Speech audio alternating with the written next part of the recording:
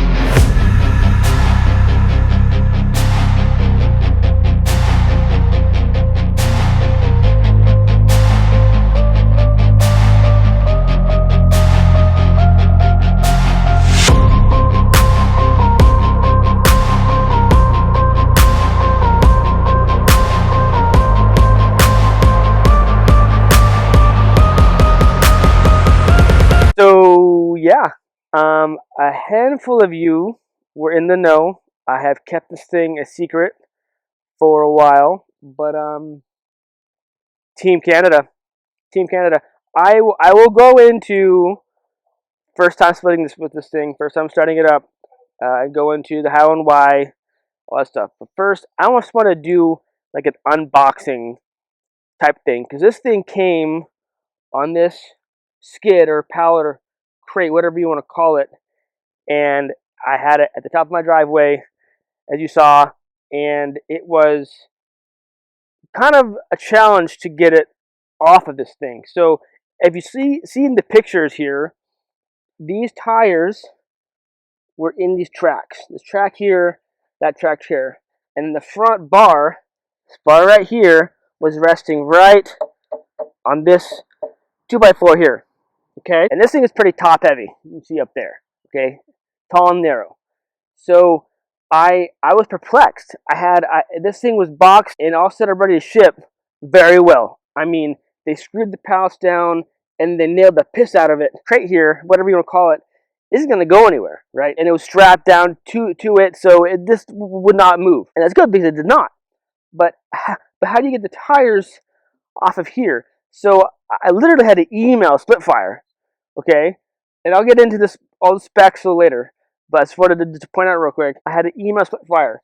And what they said to do was, you need two people here, and you tilt it this way, and then you can pull out the skid. So what we ended up doing is, I got my dad to help me, and we got his forklift out, and we tilted this whole machine this way towards the handle here, right?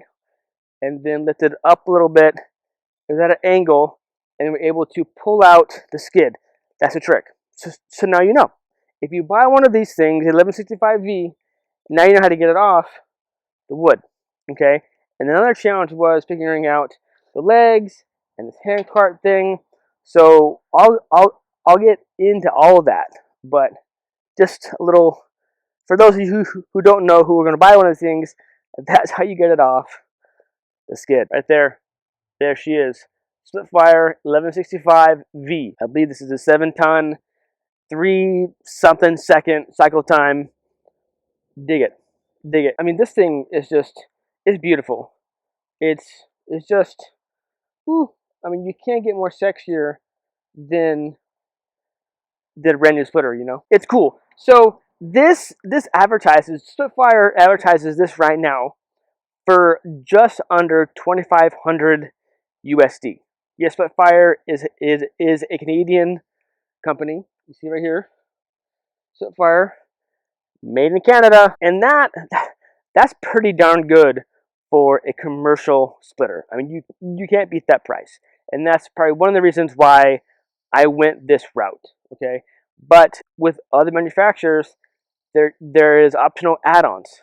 Obviously, each add-on is going to cost more money. One of the add-ons that I opted for is the Honda engine. Okay, Honda engine, GX200, sideways, but anyway, GX200. If I ever need to get this worked on, a local mechanic can understand this motor. And I want to say that the Honda motor is going to be more reliable versus a knockoff one. So I opted for the Honda. Yes, they do offer this splitter in electric. That was another option too. And the people who I told that I was going to get this before asked me, "Oh, are you gonna go for electric?" Without that actually knowing that that was actually that was an actual option. I said no because I don't want to run power out to my wood yard. I don't have power out there as right now, and so far my neighbors hadn't complained of the noise. I'm sure it won't be any louder or quieter than my Champion, but yes, I did opt for the Honda motor. The other option is log lift. Log lift. This is another option to log lift right now. It is in transportation mode. You got the two pivot points here with the Zerks. That's great. This is the pin that locks it into the table. You take this pin out, it's folded down, and it connects to this arm, which is hydraulic. Apparently, so let's see here. It says, I think it says on here somewhere. Here we go. Maximum lift capacity, 150 pounds. So what do you think of these fur rounds over here? Do you think that this will max it out? I'm afraid that if I get something big on the log lift table, that it's just gonna like keel over. That's one of the downsides of having this splitter versus a vertical splitter from, let's say, Wolf Ridge or Easton Made. Is it's wide, so therefore more stable. Where this is very narrow, so it may be a little bit more unstable. That's one of the points I want to point out without even having to work on it yet. That's one of the things that I do anticipate to operate the splitter. Get the handle here, but I opted for the knee punch. So you stand here, knee goes like this, right? Like this, and that activates the splitter. I'll showcase that when we turn it on, but it has a little pad here and just kind of kicks in like this and stop it right here, and that activates that mechanism there, so it's all connected. But I do like this, so you're not having to reach up here to do it, right? It's at your knee. The only thing is, I think I'm gonna have to step right here and kick it in, or have a block right here to step on, because me standing, my knee's not gonna hit it because I'm a shorter guy. So I think I'm gonna have to alter that for myself, but not that big of a deal. So optional knee taparoo, I think is a win. Another option too is this table on the right hand side, pivots, and that folds down, so you have extra space for a log for pieces. I think this is nice. Versus if you do not have the log lift and you do not have the side table, your space of working is this right here. That's not very big. It's not very big. So I wanted the extra table to put stuff on, and that's not going to go anywhere. Very, very stable. This is definitely a well-made unit. I appreciate that. Everything looks as precise as possible. Very, very robust. Thick steel. Welds where they need to be welded. Both where both make sense. Freaking solid. I did opt for bigger, heavy-duty tires. I confirm this is not roadworthy, not any type of road. I know that the Champion can go on a road. I think it's up to either 35 or 45 miles per hour. But that's better. This one here should not be towed on the road at all. These are just more robust tires, so I can move it around easier and better. So I opted for the bigger, heftier tires. Was that needed? I don't know, but I didn't want to find out. Also, I opted for the handle. This handle right here. So this is where the hitch goes. So if you want to tow it, this comes with this lever right here and receiver. It fits in here. You can tow it. Now, again, this is not roadworthy. I used my truck to tow it down the hill, and I had to have the ball be the lowest possible, but definitely precarious situation. So tow it when you need to tow it, but just be careful and only tow it. Don't do it on roads.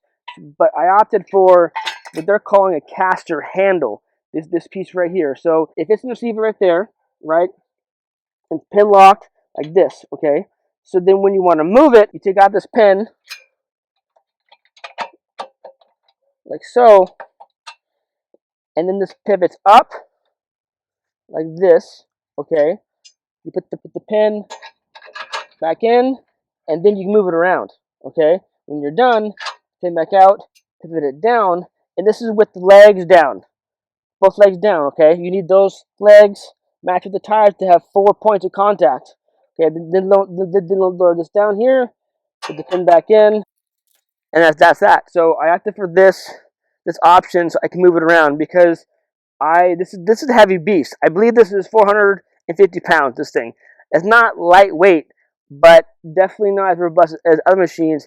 But it's definitely nothing to what you want to mess with. Like not one person can lift it up, type thing. I'm not sure how the weight compares to the champion, but it's at a good weight. I'm not complaining with that. I'm just saying that it's heavy enough not to mess with. Side note: these pins, each of the for the hitch, for the legs, each one here, these holes are quite tight. I'm not quite sure why. I may take a drill and ream those out, but to get these pins in and out, it's kind of a chore. So if you buy one of these things, know that you're not alone. These are in there to stay, type thing. So when you're all stationary, these legs fold down, and then this we use to move it. So I thought this was a good option. And last but not least, the other option that I opted for is the 16-inch stroke limiter, which I believe this is this piece right here. So I believe this limits it going up to here. I think that's the only thing I can think of that would have been modified. But I believe this is this piece here. So I believe that this is piece right here. The two bolts on their side on this piece. I think that's it. I could be wrong. Maybe I need to research that or look at the manual. Anyway, so those are all the options that I got with this. And with all of those options, this machine costs a little over $4,000. $4,000 for a vertical splitter, I think is still a pretty good deal, which is one of the reasons why I opted for it. Now, at the time, this thing was 16 to 18 weeks out. So if I got this yesterday, you can do the math of when I bought it. So I've been keeping secret from most of you for several months now. Been very excited to and eager to have this be in my wood yard. I was hoping to have it here for my birthday. That didn't happen. I had to wait a few more weeks after that, but it came. It's here, and so far I'm impressed. And I haven't turned it on yet. We will turn it on together in just a second. This is just me going through what I got. So maybe this is more for the people who are hemming and hawing on getting this or not. If not, maybe if it's not for you, to fast forward until we get some action.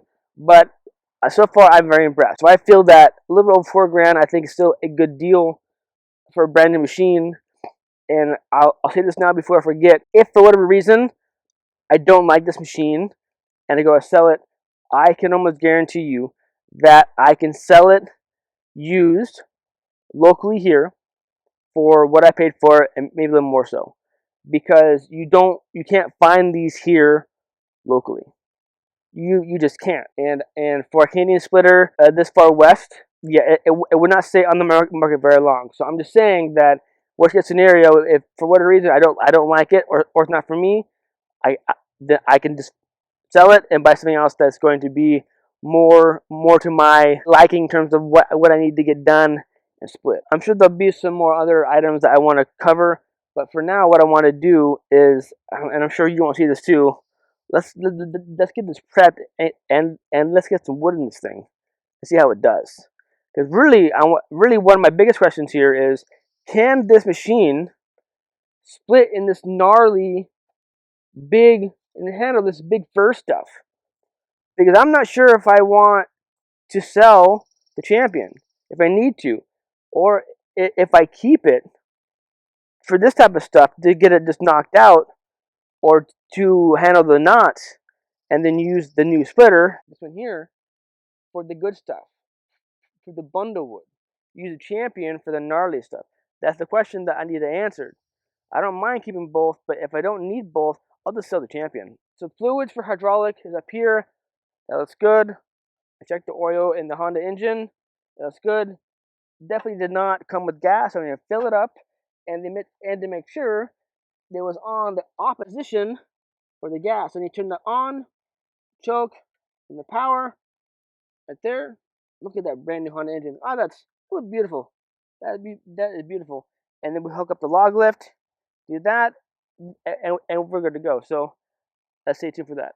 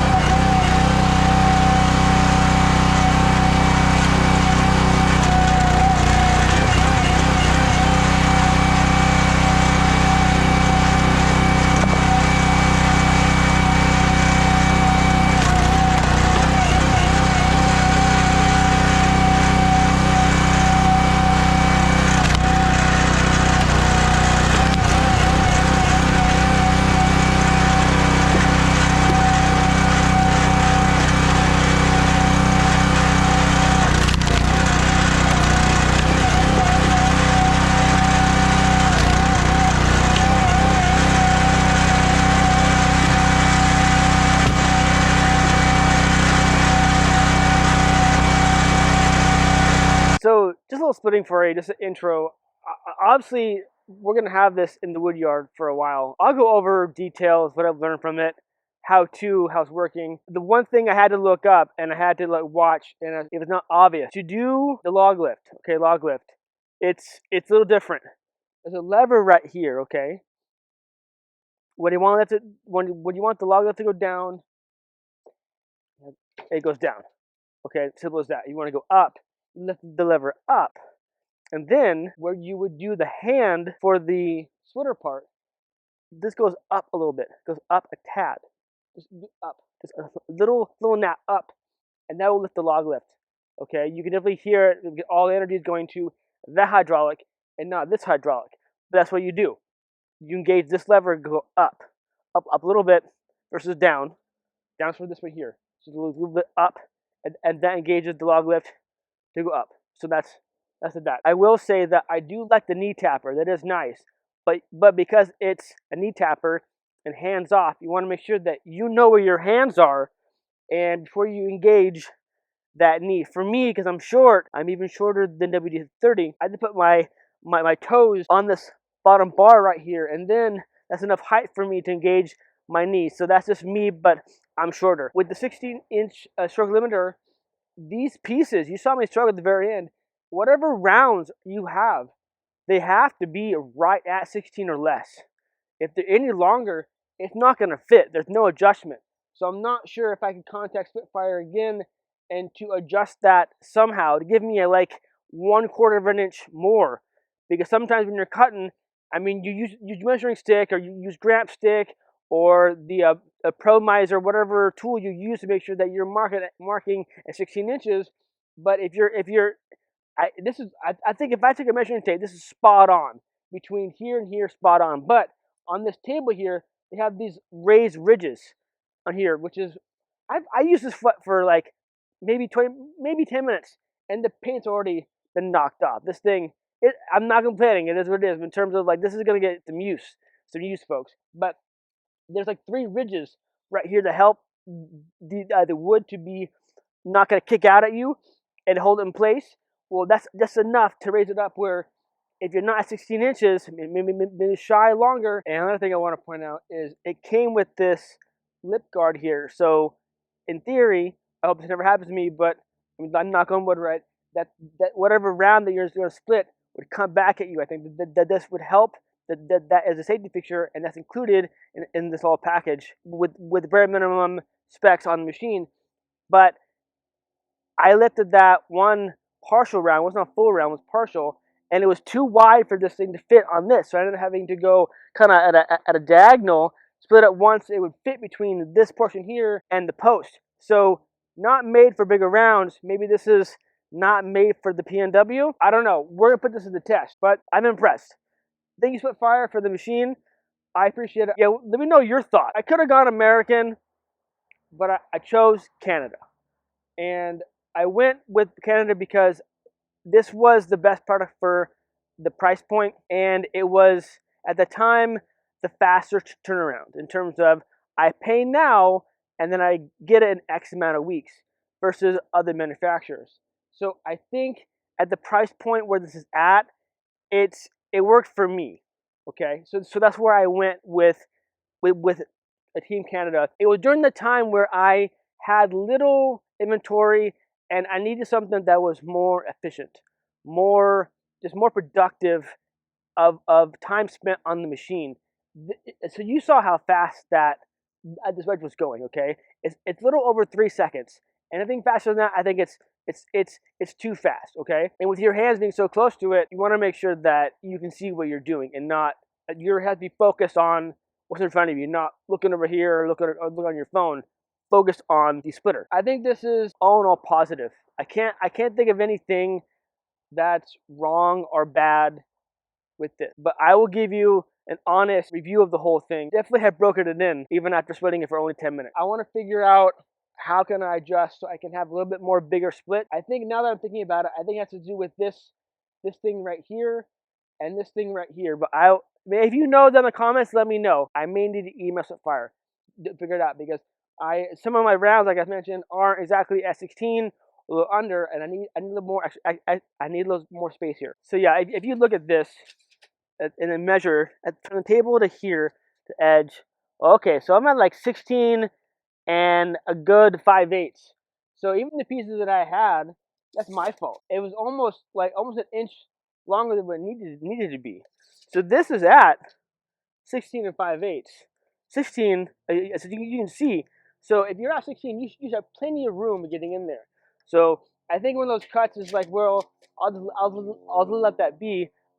It's on me to better, cut better, so you can make sure that you're at 16, so you have enough space between the top of the round and the wedge. Now I got the limiter, make sure that it's faster to go down, right, and I have to go all the way up and then down, even though the cycle time is quite fast. But like the champion, if you let off on the handle with a knee tapper, it'll go back up. So you don't need to split all the way down, all the way back up.